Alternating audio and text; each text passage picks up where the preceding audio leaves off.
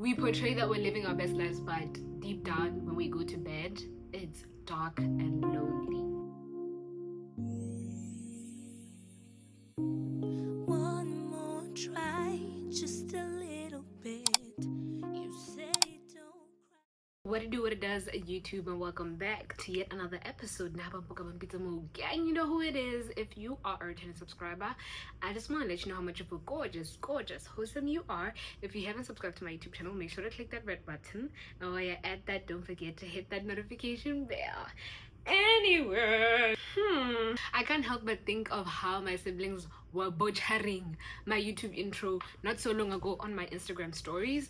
Honestly, as you can see by the title of the video, I don't even know what the title of the video is at this point. I normally pre-shoot my content, I plan my content, I know what I'm gonna be making videos about, but I feel so demotivated. I'm sorry, like I feel so down bad. I feel like I'm in a slump. I think I'm human after all. Yes, I am human after all. So I don't know, man. Like, I'm in such a weird funk. I'm in such a weird zone that I'm really trying to pull myself out of and gather myself together. But I'm like, but I'd like to believe that what placed me on this chair right now is the discipline or the unwavering hunger to be this ultimate creator that I have in my mind. Okay, like, I don't know what the title of the video is, but I'm just gonna be talking to you guys. I hope you guys care enough to know how I'm doing and how I'm feeling. I think I'm just gonna tell you guys how I'm feeling, how I'm doing, just a young little life update about life abroad, how it's been as well. So yeah, let's just get right into the video. Honestly, guys, life abroad, if I'm being quite honest, is very, very, very lonely. It's such a scary place. You have to, in as much as I thought that I'm a very resilient, very persistent person, it is quite testing, it's quite demanding, it's quite like spiritually draining, mentally draining, like man. Sure, like I'll forever say this, guys. First world countries, the problems are not economic. It's not about the money. It's very psychological.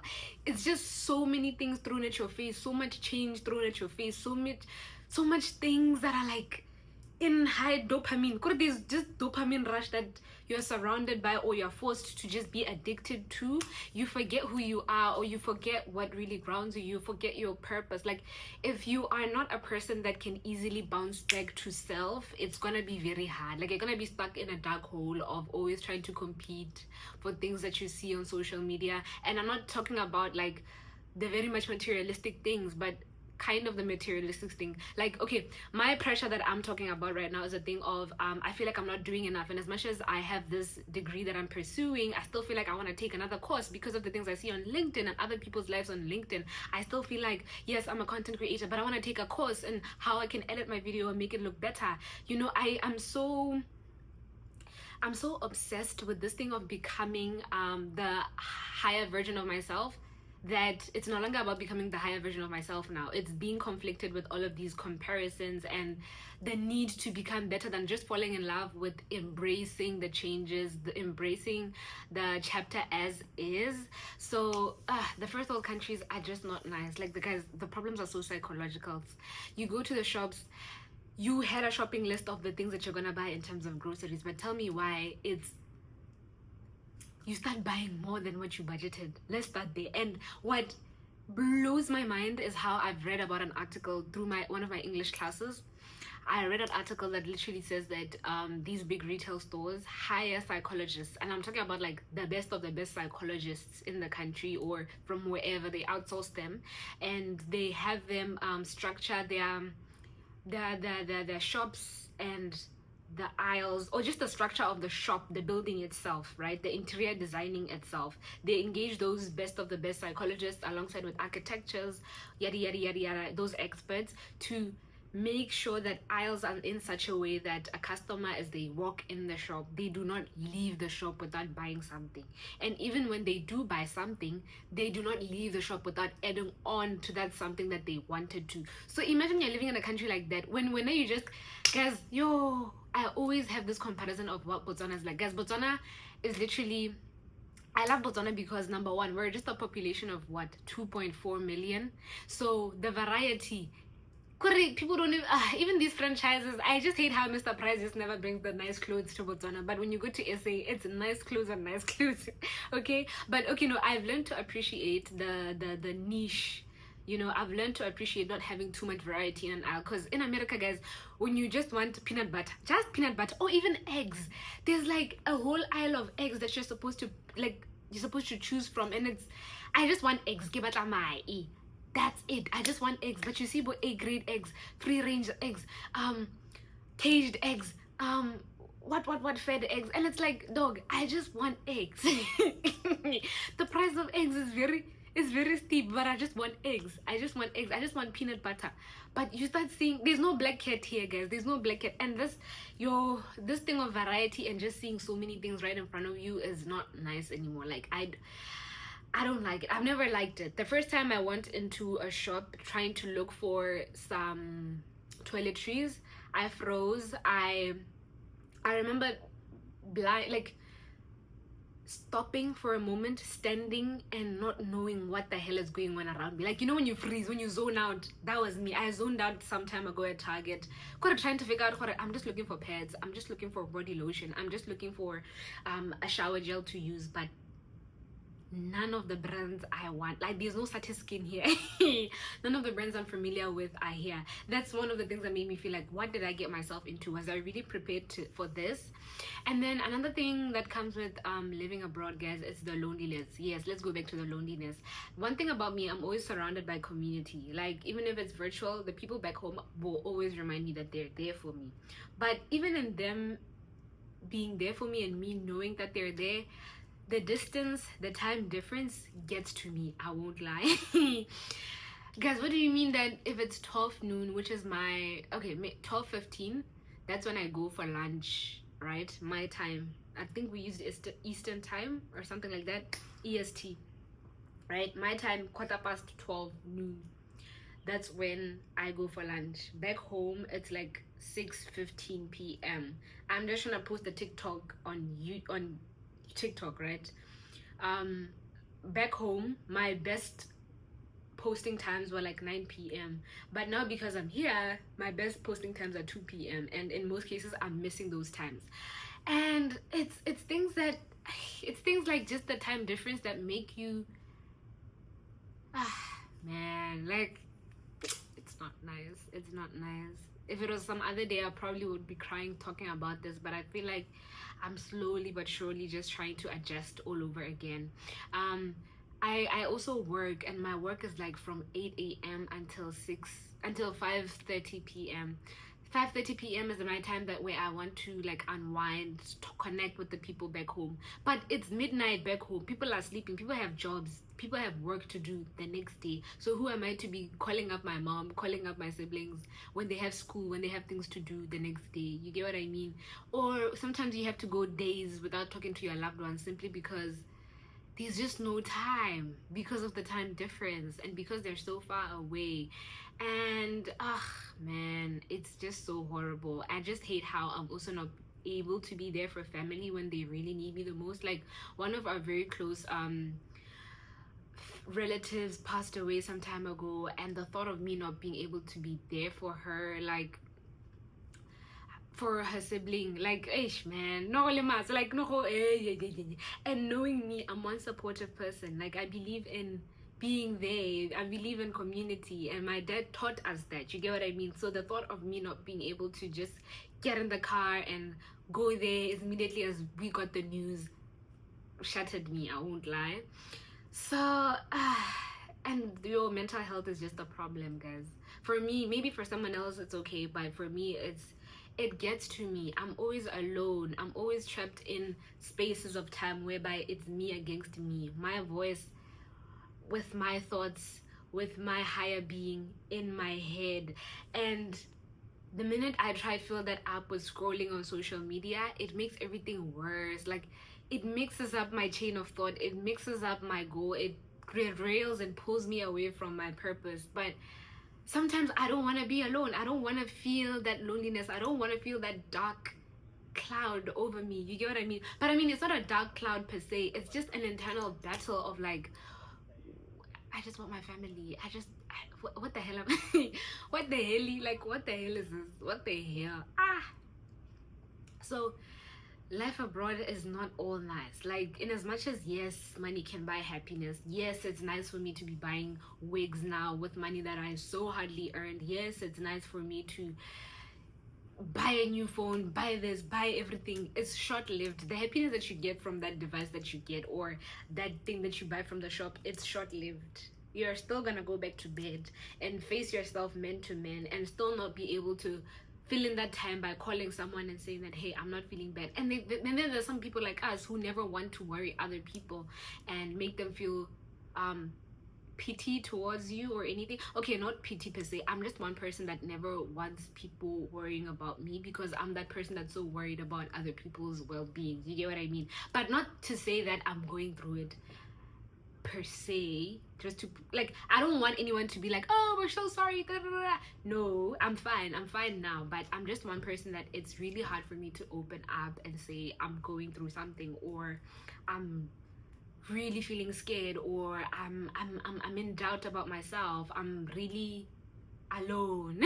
I'll always stress the alone and the loneliness. I'm one person that enjoys company, my own company, but it gets to a point where I have too much of my own company that the silence is scary, if that makes sense. But I'm just giving you like in a depth into it. And yes, I did go to therapy about it like some time ago. I've been trying to get back to my therapist about it, but I also feel like I want to be able to know that I can crash out and be okay and bounce back from it. You know what I mean? So yeah, I've been trying to get in contact with my therapist. The last time she canceled, I think maybe she was available but couldn't come for it, and then I booked again for next week, and I thought it was this week. But yeah, I'm 21. Yeah, I did that thing of celebrating my birthday, but I feel drained. I feel overwhelmed. I feel like I just want a break from the world and just pause for a bit. I'm not saying I'm suicidal, okay, but Gunzima, like something about community just always did it for me. Like being around the company of my siblings made me happy, and it's stuff like that that make me feel like literally it's not about the money. I feel fulfilled in the presence, like the physical presence of the loved ones around me. And when it's virtual, it's more like it's nice to talk to them. It's nice for them to say, are you okay, how are you doing? And I really do appreciate my friends for filling in that gap as well, because I feel like when it comes to family, it's low-key kind of hard to let something out about you being unwell or stuff like that. Like, you don't want to scare your family, right, and make them think that maybe you're suicidal, you're depressed, or you have this, you have that abroad, when they cannot really help you. You get what I mean? So I appreciate my friends that ask me, am I okay? Like, as much as, yeah, sometimes I may lie and say, hey, I'm good, like, but for their own sake, I appreciate them. I like knowing that someone really does care and sees that something is off and something is wrong. You know what I mean? So if you are gonna be studying abroad, just know that be prepared to do the work, to face your demons, to feel insecure at some point, feel confident at some point, and still go back to feeling like, what the hell is happening? Can I go back home? Why am I doing this? Why did I even put myself in this situation? You're gonna get those many questions, but always remember that like your purpose and your goal, your why, is very much the one that you should turn to, and turn to God. Like, have faith, guys, have faith, because sometimes I wonder where I could have been if prayer doesn't ground me as much as it has in this particular period. You know what I mean? Sometimes I miss my dad. I keep on forgetting that I left Botswana in a time that was very critical in terms of like grief. Like, mind you, my dad passed on like 3 weeks before my departure. And hey guys, sometimes I forget that I'm still grieving. You know what I mean? Like, sometimes I forget. I think about him, but I don't let myself think about him so much to a point where I start crying all over again, or it hurts me, or that little bulge in my throat starts getting bigger. I don't. And I feel like I just this thing of avoiding my feelings, my emotions, it's just not paying off because I have too much alone time, and now they all come together, and scrolling on TikTok is just not the best solution. Speaking about TikTok, guys, the algorithm here is woof, it's something else. In Botswana, naturally, I wouldn't spend so much time on social media simply because I knew my limits. Like 30 minutes was so much. It was just too much for me to be spending scrolling on TikTok or Instagram or whatever, or YouTube or whatever. But now I can go up to like 9 hours on average a day.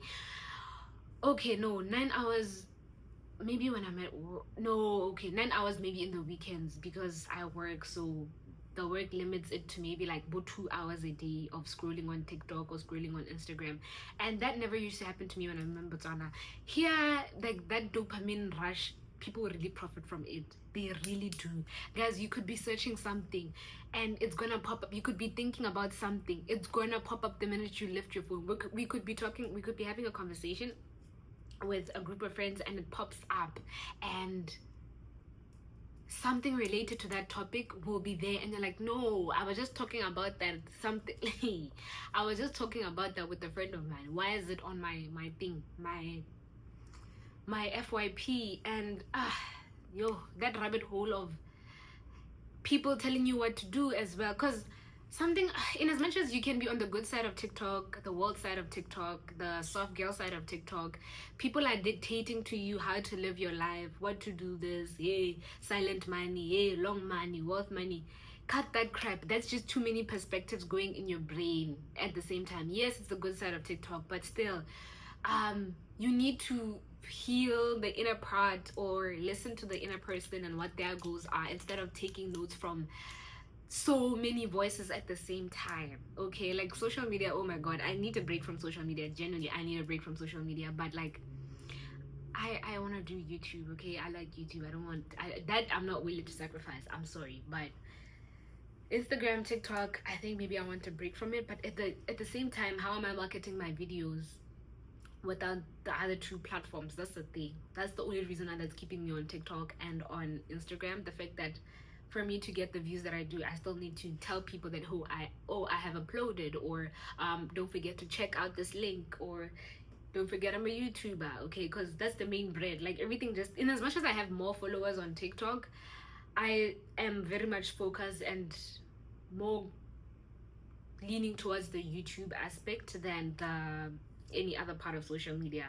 But yeah, in a nutshell, guys, if you're living abroad, there's a lot that comes into it. There's a lot of prayer that you have to do. Even in praying, you're still gonna lose and not find your voice and lose faith, but still pray. You need to be grounded by your faith. So start working on it before coming here, please, I beg of you.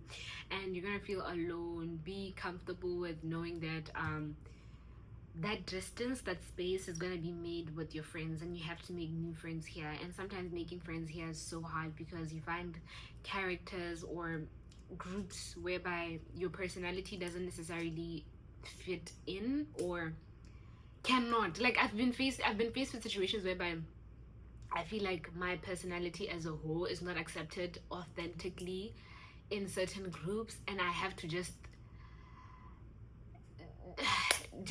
leave it as is. You get what I mean? It's hard to make friends, and as human beings, we are very sociable beings. We strive from the social life, like batho ka rona, re batho ka batho. You get what I mean? So it's not cute in that sense. You're gonna feel the gap, this distance with your siblings, miss those milestones, miss the times when you should have been really there for your friends. And I know a friend of mine that said that they missed their uncle's wedding, and to this day they still feel like, oh my god, I should have been there. It's stuff like that that really just make you feel like you are not, I don't know, you didn't make the best decision by going abroad, but you did. You know what I mean? So, hey, those are the battles that we're fighting, guys. Loneliness, depression. Some people I know can get suicidal thoughts because of what's happening, but you know the reason why you're here. You know know the reason why you're here. You know the reason why you chose to be in this place. You know the reason why you were chosen by the universe to be at these places. So I think I am going to persevere. I know that I am going to be the greatest thing the world has ever seen.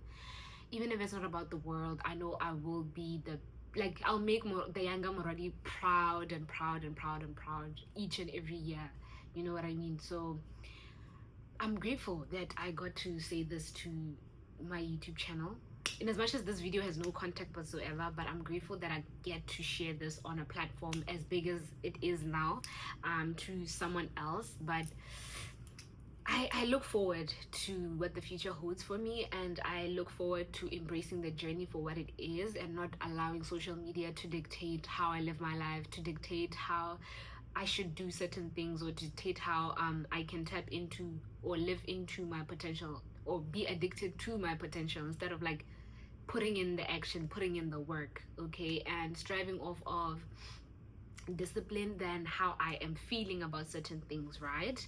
And actually this just motivated me to make my next video. I know I was going to talk about the Top Achievers program and it being cancelled, but let's see, maybe.